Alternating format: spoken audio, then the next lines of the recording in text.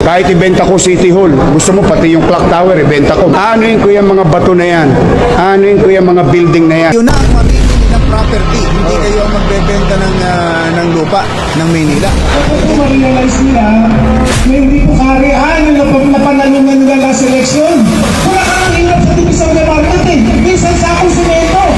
Wala kayong pinagulong ginagawa nyo. Minsan pa ako. Ikaw hanila ko na, ikaw Isko Moreno, nagpasasa kayo sa pera ng taong bayan. Sana masaya kayo hanggang kamatayan nyo.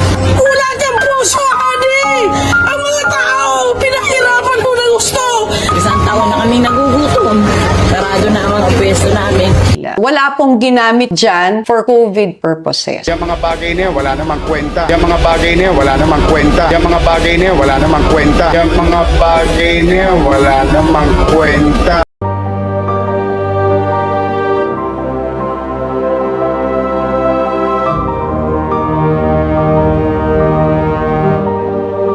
Ha ha ha ha ha!